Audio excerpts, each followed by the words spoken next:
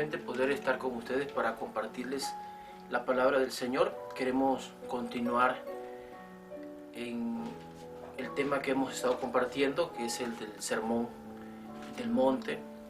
Y quiero hacer un pequeño resumen de lo que se ha dicho para poder llegar al subtema o al tema que nos corresponde en esa hora. En la primera parte, el Señor Jesucristo nos da una serie de bienaventuranzas, 8 para ser exacto. En ellas se define el carácter cristiano. Comienza con pobres en espíritu, que nos revela la profunda necesidad y el reconocimiento de la necesidad de Dios y de nuestra condición humana caída. Y los pobres en espíritu son aquellos que aceptan que necesitan al Señor, que necesitan a Dios y reconocen que su estado humano es pecaminoso. Luego están los que lloran, que no es un llanto de tristeza, sino de una tristeza por alguna pérdida, por alguna situación social o de relaciones familiares, sino es un llanto que se produce por el mismo reconocimiento. Es decir, es un llanto de arrepentimiento. Es la tristeza que es para vida, que es según Dios. Cuando uno reconoce su condición y busca al Señor, lo busca en arrepentimiento. Para ilustrar un poco mejor estas ideas, Santiago dice de la siguiente manera en el capítulo 4: Oh almas adúlteras, ¿no sabéis que la amistad del mundo es enemistad contra Dios? Cualquiera pues que quiera ser amigo del mundo se constituye enemigo de Dios. ¿O pensáis que la Escritura dice en vano, el Espíritu que Él ha hecho morar en nosotros nos anhela celosamente? Pero Él da mayor gracia, por esto dice, Dios resiste a los soberbios y da gracia a los humildes. Someteos pues a Dios, resistid al diablo y huirá de vosotros. Escuchen, acercaos a Dios y Él se acercará a vosotros.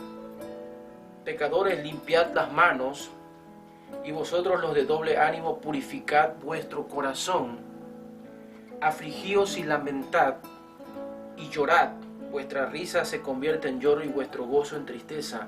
Humillaos delante del Señor y Él os exaltará. Este llamado que hace Santiago es lo que se describe aquí en las bienaventuranzas de alguna manera: los pobres en espíritu, los que lloran, esa humildad, humillaos delante del Señor, y los de limpio corazón. Después de que se nos ha invitado también a la generosidad y a la pacificación, como resultado viene la persecución. Eso es inevitable. Por eso la última bienaventuranza de la serie dice: los que padecen persecución por causa de la justicia, porque de ellos es el reino de los cielos.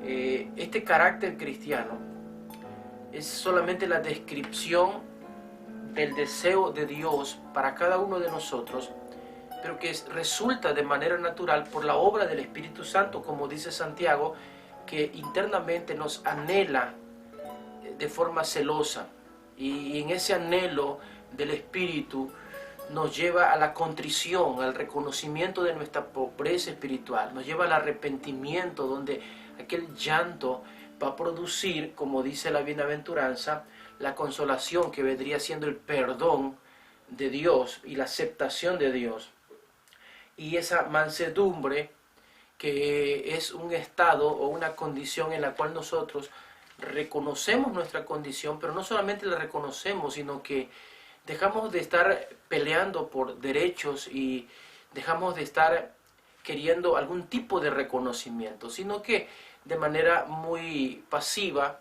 podemos nosotros soportar las aflicciones o cualquier tipo de agresión y no respondemos, y podemos perdonar las ofensas también.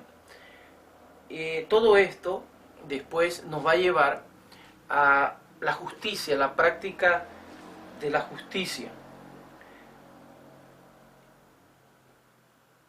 Hay dos metáforas que que el Señor nos da después de las bienaventuranzas, que es la de la sal y la luz. La luz tiene que ver con la proclamación del Evangelio, con traer la luz del Evangelio a este mundo que vive en tinieblas. Y la sal tiene que ver más con conservación. Es el carácter profético, la acción social, es impedir la corrupción en el mundo a través de la proclamación de la verdad, a través de estar continuamente declarando el pecado al mundo y a la sociedad donde vivimos.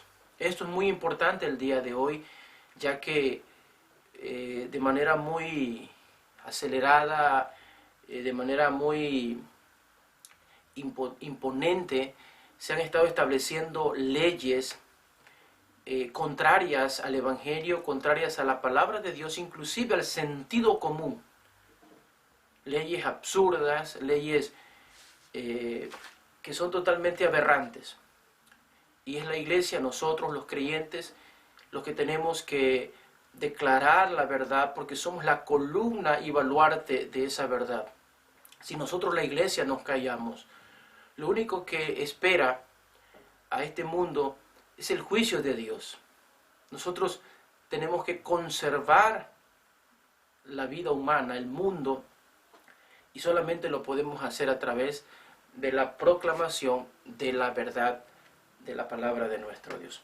Posteriormente pasamos a hablar lo que es la justicia cristiana que se revela en diferentes aspectos o áreas de la vida, inclusive en las relaciones personales. Y lo que se nos pide aquí, en esta sección o esta parte, es que nuestra justicia debe ser superior a la de los escribas y fariseos. Ellos no aceptaban del todo la ley de Dios a plenitud, sino que habían creado ciertos límites artificiales. De allí que ellos habían de alguna manera maquinado la forma de hacer permisiva la separación o el divorcio. Y se habían valido de unas prácticas o algunos estatutos antiguos, como aquel permiso que otorga Moisés para el divorcio, y donde hay una atenuante por causa de la dureza del corazón. No vamos a entrar en ese punto ahora, es solamente un repaso, pero ellos habían creado cierta manera de justificar la falta del cumplimiento pleno de la ley. Jesús por eso va más allá y nos enseña que la justicia cristiana, los hijos de Dios, debemos aceptar la ley de Dios, la voluntad de Dios, y llevarla a un plano o a una dimensión superior. Oísteis que fue dicho. Entonces Jesús cita lo que se dijo, pero él dice, pero yo les digo. Entonces no solamente se trata de la acción, sino que la justicia de Dios debe ir al corazón. El adulterio puede gestarse en el corazón. El asesinato puede gestarse en el corazón. Y de hecho lo hace. Por eso Dios no quiere que nosotros nos quedemos simplemente con el cumplimiento externo y con la satisfacción de que lo hemos logrado, pero de alguna manera simplemente hemos disfrazado ese cumplimiento, pero no ha sido pleno y verdadero. Entonces, Dios a través de su palabra nos enseña que nuestra justicia debe ser superior a las cuestiones externas, debe ser de corazón, debe ser de mente, más allá de las palabras y más allá de las acciones, e inclusive hasta nuestras motivaciones. Toda nuestra voluntad debe estar inclinada de manera plena y completa a la soberana voluntad de Dios expresada en su palabra. Ahora es cuando pasa a hablar de la justicia en términos religiosos. Según el pasaje de Mateo 6, guardaos de hacer vuestra justicia delante de los hombres para ser vistos de ellos. Aquí nos está hablando de justicia u obras de justicia. Ahora, aquí es importante que notemos que antes la justicia se había referido a bondad, pureza, honestidad y amor ahora está ligada a la limosna, a la oración y al ayuno. Pareciera que hay dos tipos de justicia, una justicia moral y una justicia religiosa. Y hace una transición de lo uno hacia lo otro en este pasaje, ya en el capítulo 6. Entonces hablamos de moralidad y hablamos de piedad. Y no debería haber ningún problema en ambas, porque son complementarias. ¿Por qué son complementarias? Porque no podemos hablar, por ejemplo, de doctrina y acción cristiana como cosas separadas, como en alguna ocasión ya les hemos predicado, la ortodoxia y la ortopraxis. La doctrina se complementa con la acción, con el hecho, lo que hacemos. Si simplemente sabemos pero no actuamos, entonces no tiene sentido la ortodoxia o la doctrina. La doctrina es la base para lo que nosotros debemos hacer y vivir. No ser solamente oidores de la palabra, sino también hacedores de ella. Entonces una cosa va de la mano con lo otro. La compasión es el resultado de la piedad. No podemos quedarnos con ser piadosos, pero no tener piedad, no tener compasión de los demás. Y esto es lo que el Señor siempre va a repeler o va a repudiar de los escribas y fariseos. Por eso cuenta la parábola del buen samaritano. No sirve de nada la piedad si no hay una acción hacia la necesidad de los demás. También Santiago lo menciona. Si viene a ti alguien que tiene hambre, pero no le das de comer, entonces, ¿qué estás haciendo? ¿Dónde está tu fe? La fe produce obras. Entonces, fe, acción, piedad, compasión, doctrina, acción, amor a Dios y amor al prójimo. Y de eso es lo que está ahora hablando. Entonces, la parte piadosa o la parte de la piedad, que es lo que comienza hablando aquí, también tiene que ser superior a la de los escribas y fariseos y diferente, porque en cuanto a los escribas y fariseos, el Señor les va a llamar. A los paganos también el Señor los repudia por ser egocéntricos. De unos dice que obedecían la letra de la ley y de los otros, a los paganos, se dice que se amaban entre ellos. Y nosotros no debemos ser ni como los unos ni como nosotros. El Señor siempre va a diferenciarnos tanto de los no creyentes que viven en contra de la voluntad de Dios como de la iglesia nominal, los religiosos que viven dentro de la iglesia y que de alguna manera practican una justicia falsa o hipócrita. ¿Por qué? Porque simplemente hacen prácticas hacia sí mismos con motivaciones equivocadas, erróneas, pero descuidan la verdadera intención de la ley y de los propósitos de Dios. Es aquí, en este contexto, donde la palabra del Señor nos llama a ser distintos. Por ejemplo, en el verso 5, el capítulo 6, se nos dice, no sean como los hipócritas. En el verso 8 del capítulo 6 se nos dice, no os hagáis pues semejantes a ellos. Y está hablando más de los paganos. Entonces, no debemos ser ni como los unos ni como los otros. La palabra limosna, que está aquí en este texto, tiene que ver con obras de misericordia y de piedad. Jesús condena la tacañería egoísta, como dice un autor, ni nos invita a la generosidad, a la misericordia, a la práctica de la compasión. Y esto debe de producirse en nuestro corazón de una manera muy necesaria.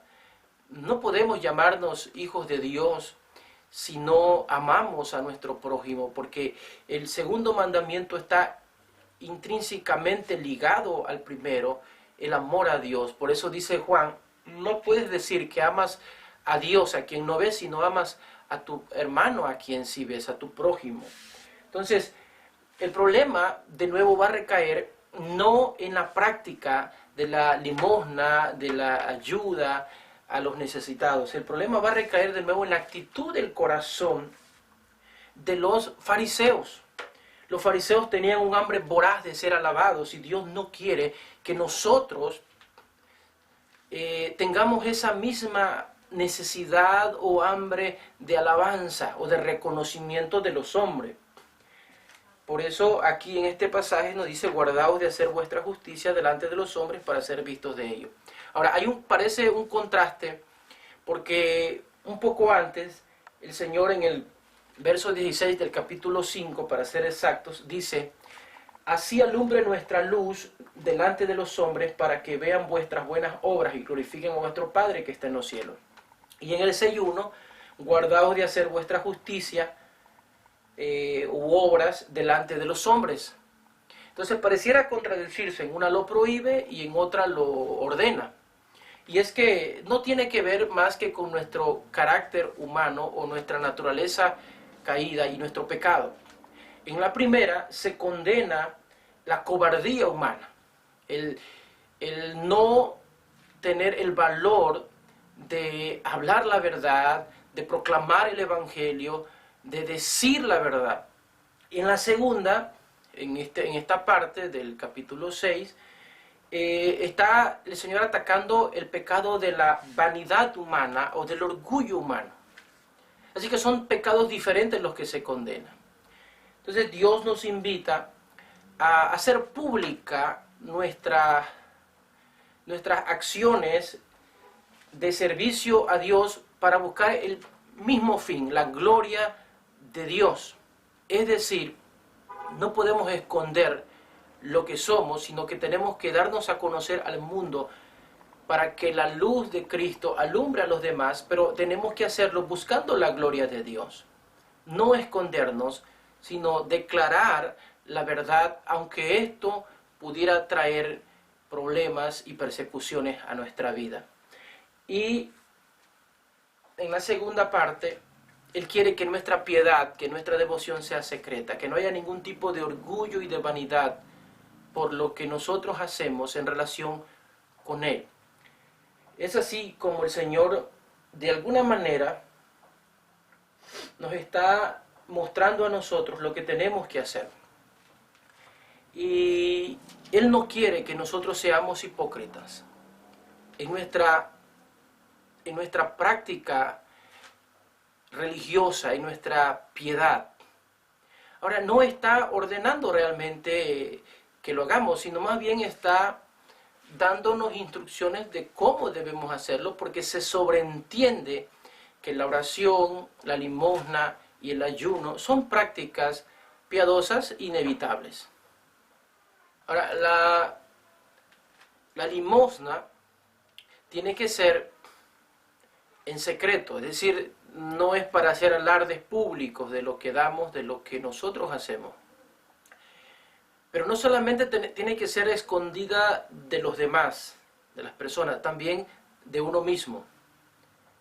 Porque dice: no sepa tu mano izquierda lo que da tu derecha. Y lo que quiere decir es que muchas veces podemos dar nuestras ofrendas o nuestras limosnas o nuestras ayudas y ciertamente pedir que no se nos mencione que somos nosotros. Pero podemos pecar en el corazón también con esa congratulación por uno mismo, es decir, sentir una satisfacción personal porque lo estamos haciendo y sentir cierto orgullo, aunque no lo sepan las demás personas. Por eso dice el Señor: no sepa ni tu mano izquierda lo que hace tu derecha, o sea, ni tú mismo te fijes en las cosas que das. El único que debe enterarse, el único que debe saber y que lo va a saber es el Señor, nuestro Dios, nuestro Padre Celestial. Él sabe. Y la única recompensa que habremos de recibir no es como el que recibe un premio por lo que hace, porque entonces estaríamos buscando de alguna manera cierto reconocimiento, sino que el premio y el reconocimiento o la recompensa que uno va a recibir no tienen que ver con una acción de los demás hacia nosotros, ni siquiera de Dios hacia nosotros, sino que tiene que ver con una satisfacción que el Señor Jesucristo mencionó y que los creyentes debemos experimentar cuando practicamos nuestra piedad. Más bienaventurado es dar que recibir. Cuando nosotros damos, nuestra satisfacción es saber que el hambriento tuvo alimento, que el desnudo fue vestido, que el herido fue sanado. Nuestra satisfacción es poder ver el resultado de nuestra ayuda como el beneficio de nuestros hermanos y de nuestro prójimo. Esa es nuestra recompensa y esa debería ser la única recompensa que busquemos. La satisfacción de ver a los demás haber recibido el beneficio de aquella ayuda es la única recompensa que vamos a recibir.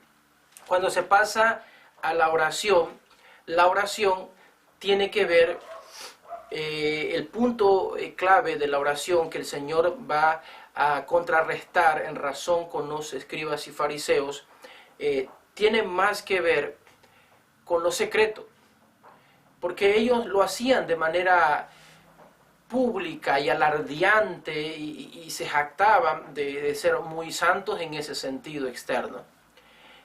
Nosotros los creyentes, los hijos de Dios, tenemos que aprender a orar en lo secreto, porque en lo secreto de la oración está el secreto de la vida, ya lo hemos mencionado. Hay una palabra que es muy importante que le da sentido a lo que estamos diciendo y es la palabra cuarto. Entra a tu cuarto. La palabra griega estameión se usaba para referirse al desván donde pueden guardarse los tesoros. Y lo que se está tratando de comunicar aquí no es que necesariamente tengas que encerrarte siempre, puedes hacerlo en cualquier lugar. De otra forma no podríamos tener oraciones públicas como se hace en la iglesia o se hace cuando oramos por alguien en público. Entonces no se refiere tanto a ese sentido literal, sino a que nuestra oración sea delante de Dios en lo secreto de nuestro corazón.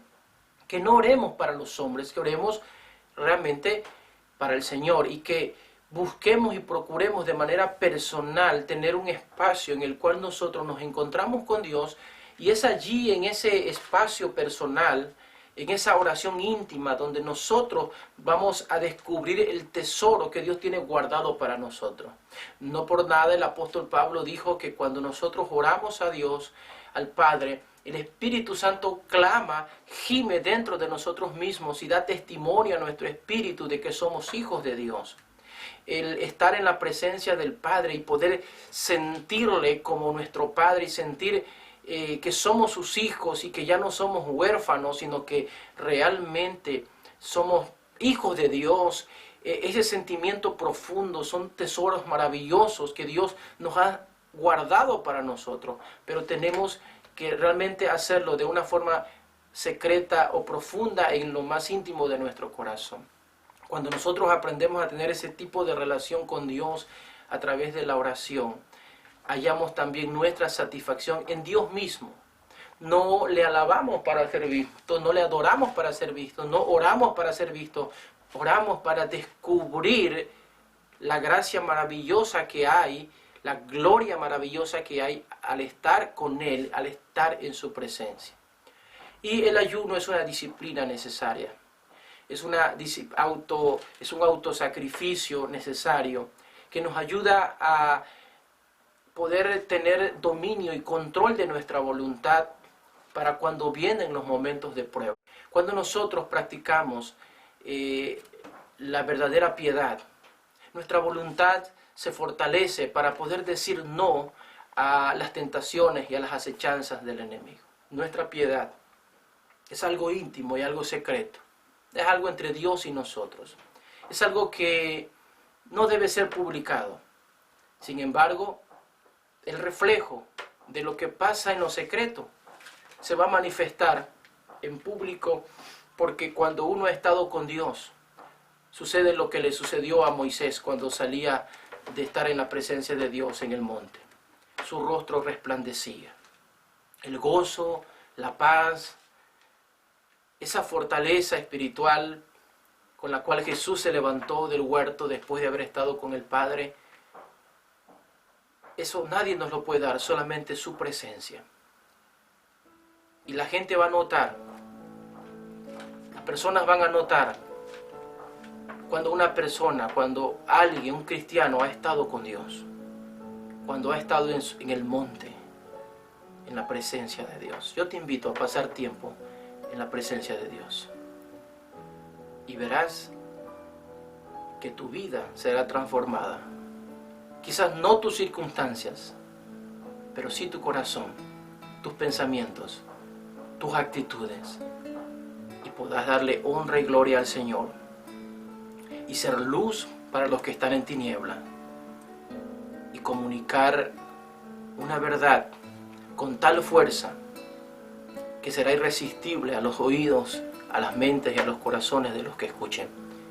Que Dios les bendiga.